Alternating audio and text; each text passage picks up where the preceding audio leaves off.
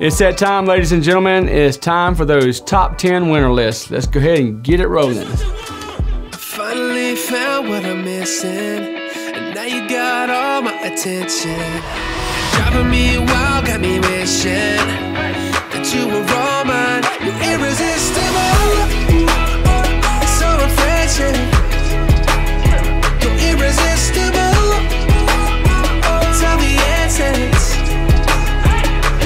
I can feel your energy all over me. Close my eyes and I breathe in. You're irresistible.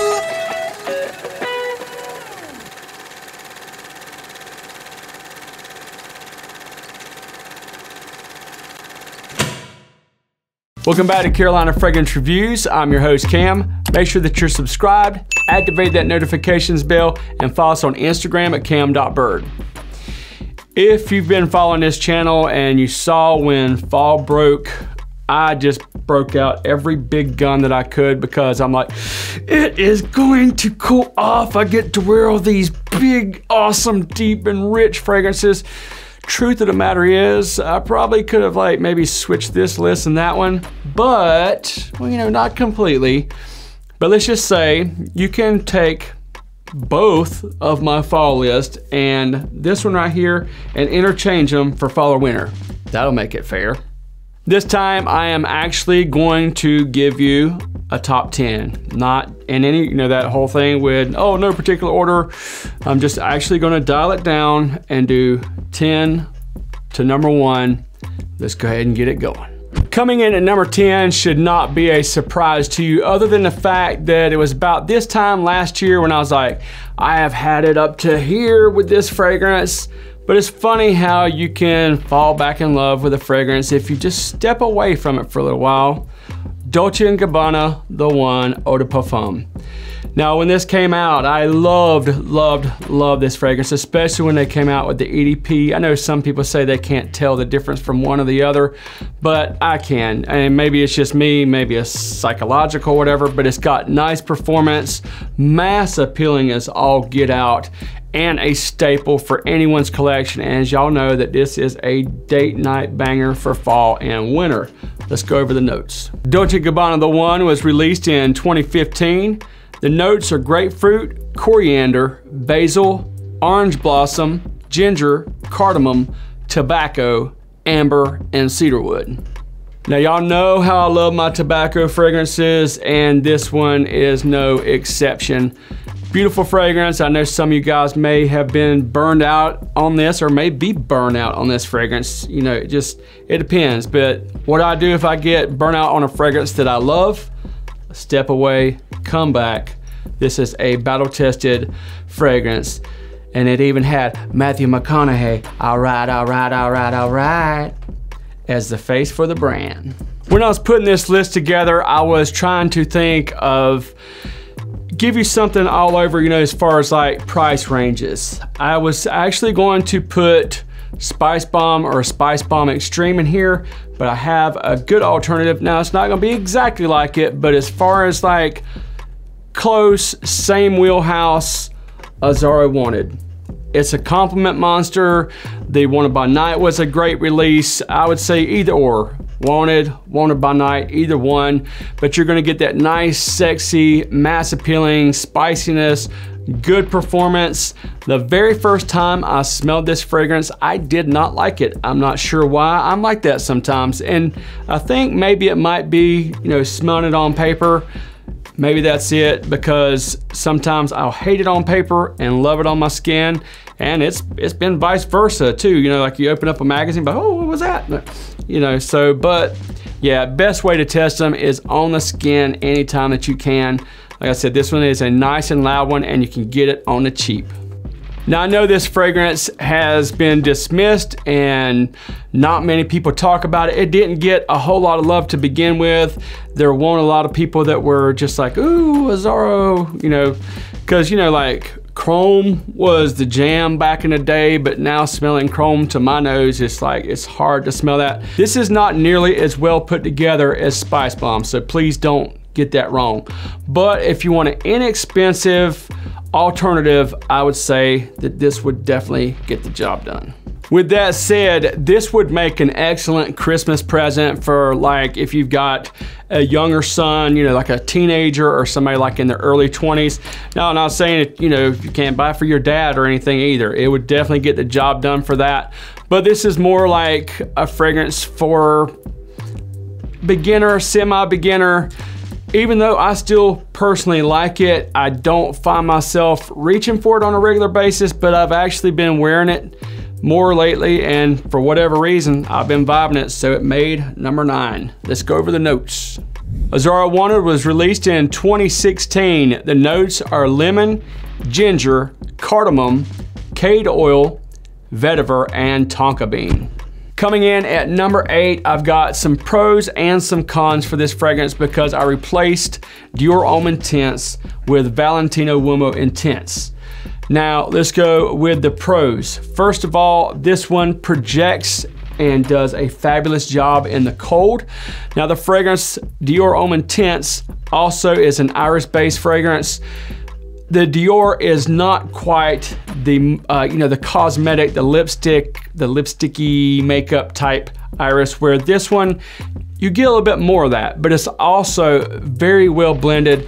For the price that you can get this at, it does smell very niche, and there's not a huge difference other than the iris note between the DIOR Homme Intense and Valentino UOMO Intense. This one's leathery, it's deep, it's bright, it's got some tonka, some iris. Let's just go over the official notes. Valentino UOMO was released in 2016. The notes are leather, clary sage oil, fresh mandarin, iris absolute, tonka bean, black leather, and vanilla bean. Coming in at number 7 is another one from the Amen line. This one is pure leather. I had actually been inquiring about this one. I had mixed results of what I found on this. I think I've only heard one person actually do a review on this. I know it's George, the Fragrance Apprentice. He actually did a really good review on that, and that actually kind of piqued my curiosity about this fragrance. If you're not familiar with the Amen line, it was a huge hit. It's the first Amen, and each flanker amplifies each note. Leather being one of the original notes, they ramped up the leather in this. And not only was it like done really well and kind of amplified the original Amen DNA, where some of them have reduced and, you know, brought another note and just kind of wrapped it around that note.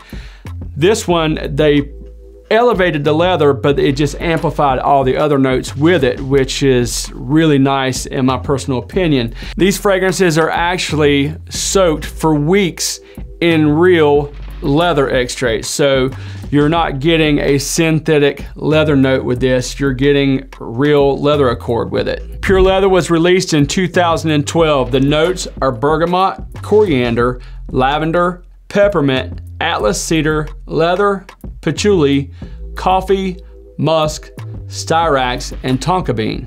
Now, I know leather fragrances are not for everybody. I was not a leather fan at one point in time. I have actually started getting a little bit of an affection for leather fragrances, to be honest with you, but this is actually one of the more easier to wear leather fragrances versus something like maybe like Tuscan leather or Godolphin or something like that.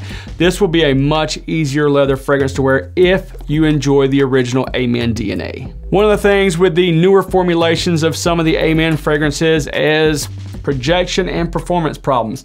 This one is not a problem. Not to my nose anyway. This is actually the best performing Amen that I have in the lot.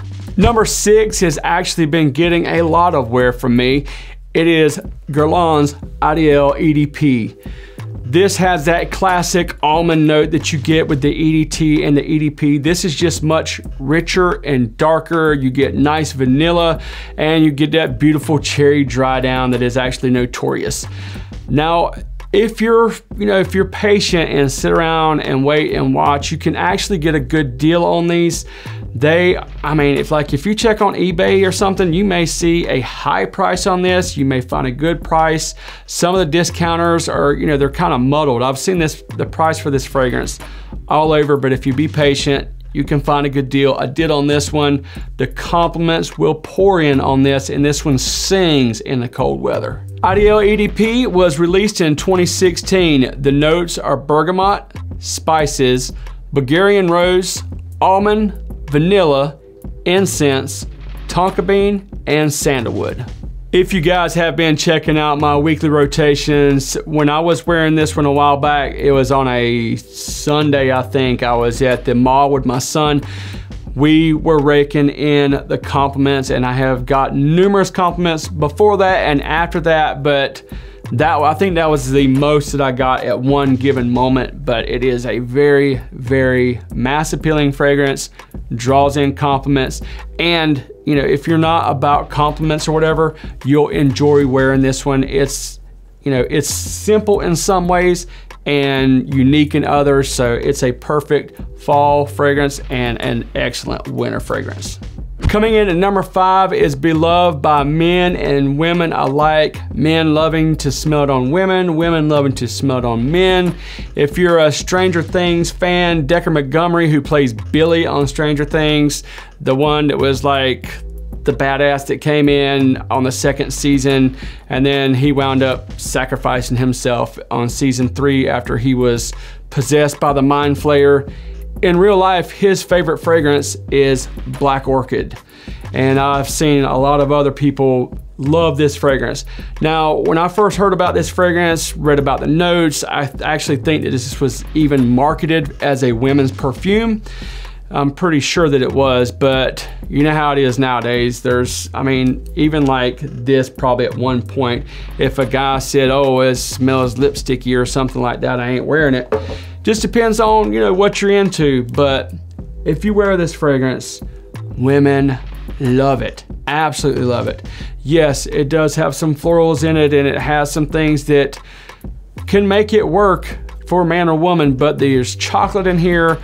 There's some deep, sexy warmth about it, and it is a beautiful, beautiful fragrance that will just absolutely pull compliments like you will not believe. In the air, this fragrance is absolutely stunning. Compliments galore. When I bought this fragrance, I was wearing it, and my brother was like, dude, what the heck are you wearing? And when I told him, he's like, I've been seeing people posting that they're wearing Black Orchid, and it's dudes wearing Black Orchid. And yeah, like when you first spray it on, you're like, I don't know, I'm not so sure. Yeah, let it dry down. You'll be positive about the time you just know that you smell magical. Black Orchid was released in 2006.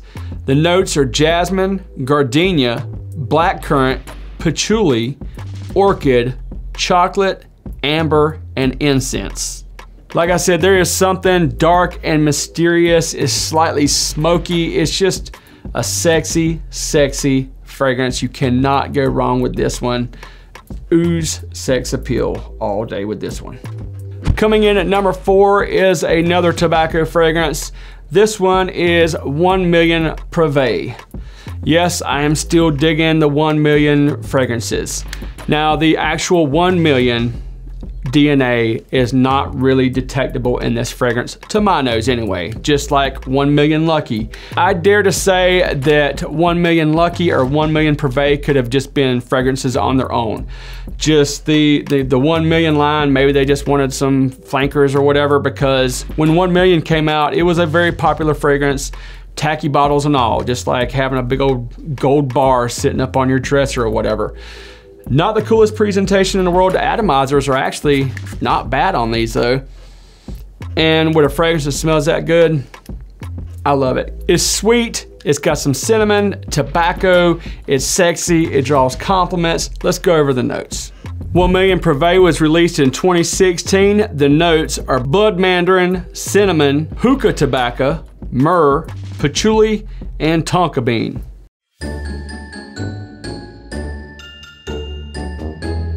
Yes, you heard me right, hookah tobacco. It smells great. I'm just gonna leave it alone. Yeah. Get up, go pee, go. If you don't like the building down.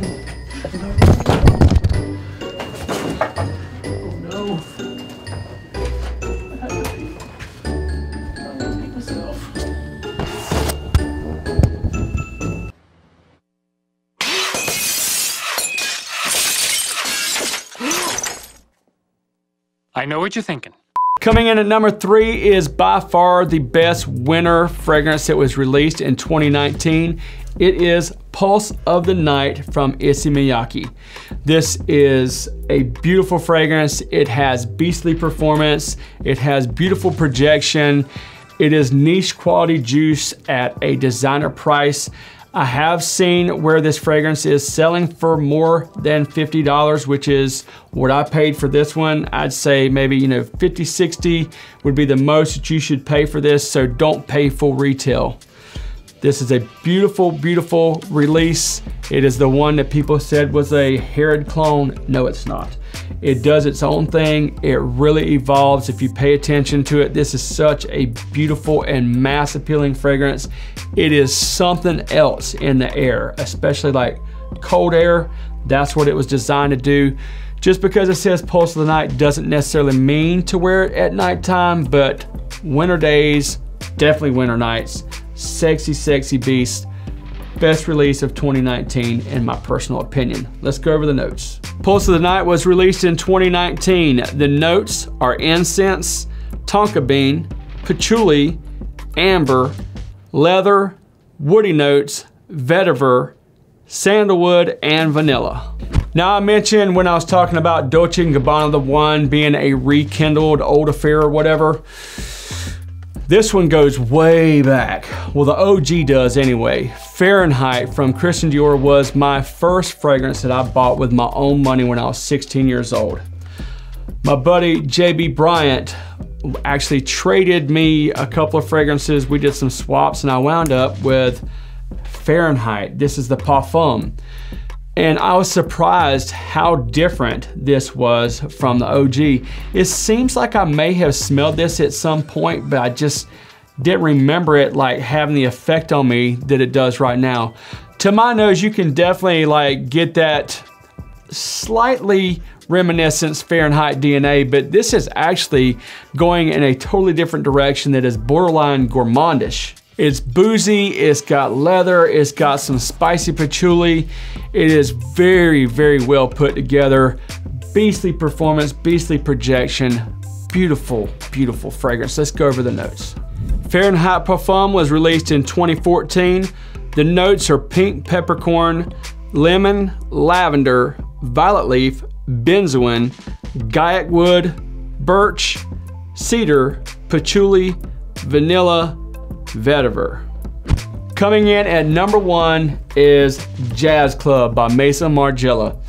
As far as the replica line goes, there are several fragrances that I absolutely adore. I am very fond of By the Fireplace. Jazz Club is a complete and total beauty. This thing sings in the cooler weather.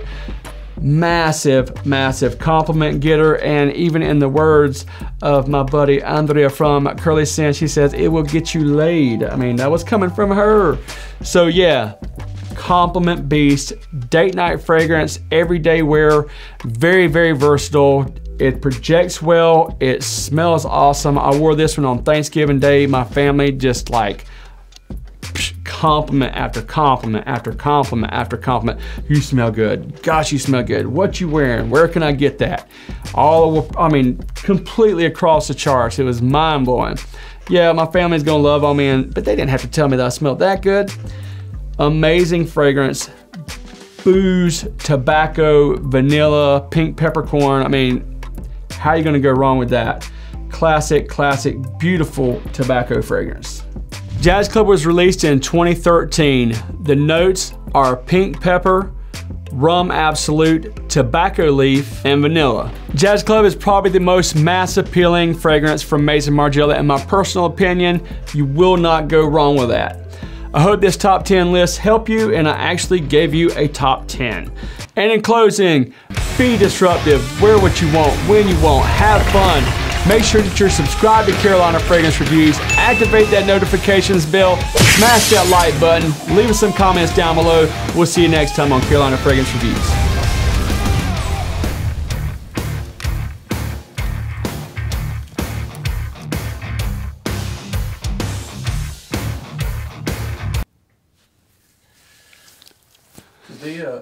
Did the mic smack the camera? It must have, because it cut my head off. I noticed that. Did not expect a whole cluster to happen when I'm just trying to pee. Like Two monsters back to back. It's just like, my bladder was just like, go now! Yeah. It was like, that was when the bull was released in the china shop.